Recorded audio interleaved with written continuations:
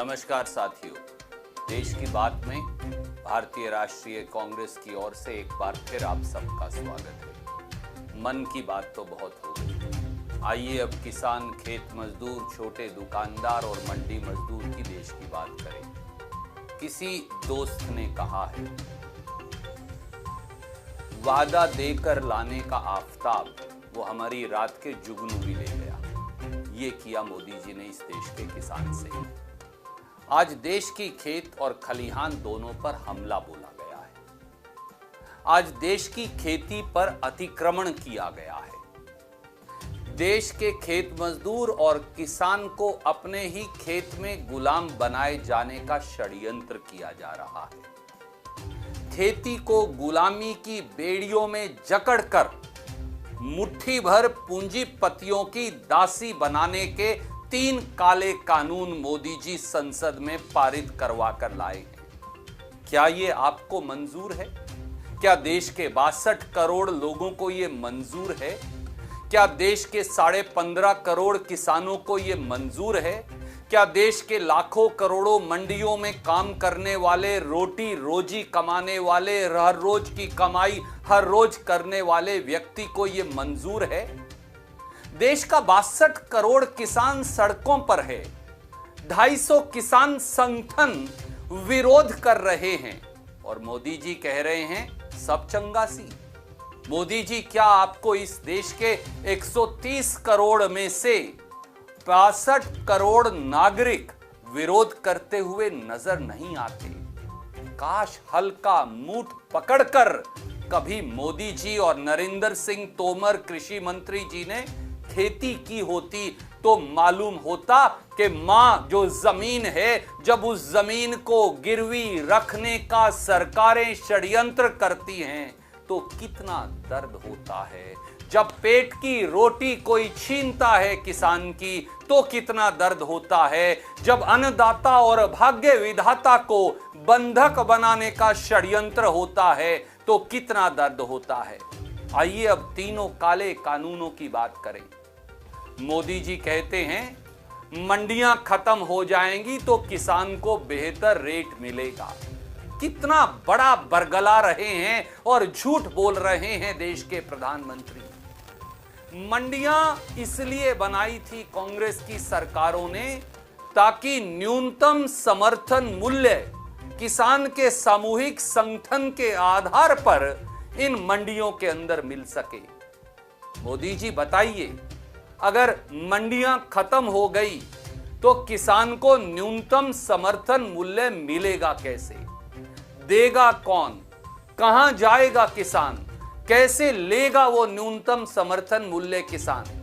क्या food corporation of India 15.5 crore किसानों के खेत में जाकर न्यूनतम समर्थन मूल्य देकर आएगी? जवाब बिल्कुल नहीं में है। या वो मुट्ठी भर उद्योगपति जो देश की खेती को आपके इशारे पर खरीद लेंगे, अगर उन्होंने किसान के खेत में, अपने गोदाम और फैक्ट्री में किसान को न्यूनतम समर्थन मूल्य नहीं दिया तो कौन जिम्मेवार है? क्या मोदी सरकार जिम्मेवार होगी?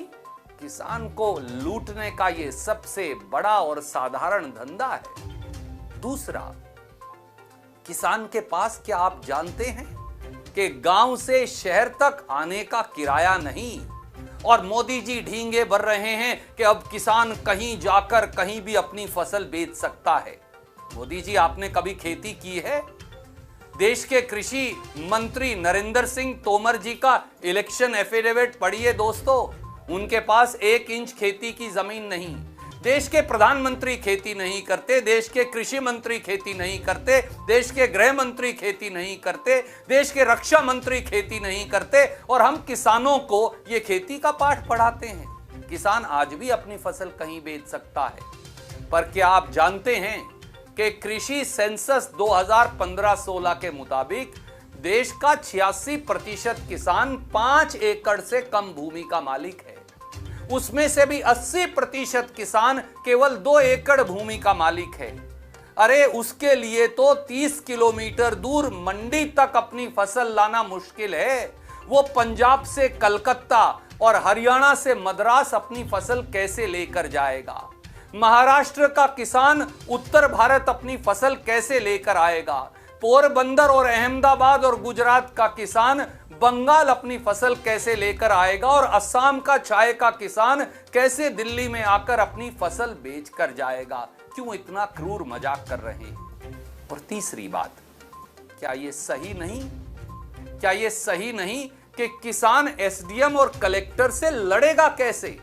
आप कहते हैं बड़ी बड़ी कंपनियां आएंगी, वो किसान की जमीन का अनुबंध कर लेंगी और अगर झगड़ा हुआ तो एसडीएम और डीसी फैसला कर देगा। अन्नदाता भाग्य विधाता केस लड़ेगा कैसे? स्वाभाविक तौर से साथियों, ये अफसरशाही और कंपनियां मिलकर किसान के खिलाफ निर्णय देने वाली हैं ही। तो किसान जाएगा कहां? मोदी जी, क्या आप जानते हैं, क्या आप जानते हैं कि मंडियों में आड़ती, मंडी मजदूर, मुनीम, ट्रांसपोर्टर, तोलने वाला, भार तोलने वाला, फसल की सफाई करने वाला, जमीन की सफाई करने वाला, अनेकों लाखों करोड़ों कर्मी, ये सब भी अपनी आजीविका पालते हैं। जब ये सारी मंडियां बंद हो जाएंगी तो ये करोड़ों लोग जाएंगे कहां?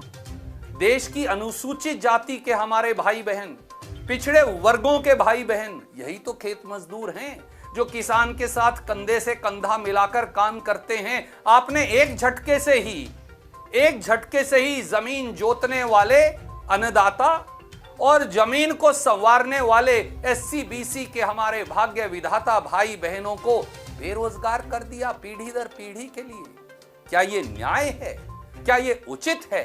क्या ये सही है? और एक बात का जवाब और दीजिए, जो 2% मार्केट फीस प्रांत मंडियों के अंदर लगाते हैं, जो एफसीआई देती है, किसान नहीं। जो रूरल डेवलपमेंट फंड 2 से 3% लगता है, जिसकी कीमत भी एफसीआई या प्राइवेट खरीदार देते हैं, किसान नहीं। जो आड़त मिलती है दुकानदार और मजदूर और मंडी मजदूर को, इनसे ना केवल इन सब की आजीविका चलती है बल्कि प्रांतों की आय होती है, जिससे गांव की सड़कें बनती हैं, मंडियां बनती हैं, मार्केट यार्ड, सब मार्केट यार्ड बनते हैं, गांव की चौपाल बनती हैं, गांव का विकास और तरक्की होता है। जब आप प्रांतों से आय के ये सारे अधिकार छीन ही लेंगे तो प्रांत जाएंगे कहां? और देश के 7.5 लाख गांव की प्रगति, मंडियां, मार्केट यार्ड, सब मार्केट यार्ड, सड़कें, चौपाल बनाएगा कौन? आपने तो एक झटके में 7.5 लाख गांवों के ऊपर से विकास की मोहर हटाकर उन पर अवनति का दाग लगा दिया है। क्या आप जानते हैं मोदी जी, खेती को लूटना बंद कीजिए, किसान की रोटी छीनना बंद कीजिए, भाग्य विधाता और अन्नदाता को खत्म करना बंद कीजिए, वरना भारतीय जनता पार्टी की 7 पुश्तों को इसकी कीमत चुकानी पड़ेगी। कांग्रेस तो किसान के साथ खड़ी है। इस देश के हर राजनीतिक दल को निर्णय करना पड़ेगा, आप इस पाले में किस तरफ खड़े हैं। अगर आज निर्णय नहीं किया तो इतिहास किसी को माफ नहीं करेगा। कांग्रेस और राहुल गांधी संकल्पबद्ध हैं इन काले कानूनों का विरोध करने के लिए। क्या आप हैं जो इसको देख रहे हैं? अगर हैं तो खड़े हो जाइए और किसान से कंधे से कंधा मिलाइए, कांग्रेस से कंधे से कंधा मिलाइए और इन काले कानूनों को खत्म करने के लिए एक निर्णायक संघर्ष करिए। यही अच्छी और सच्ची राष्ट्रभक्ति है।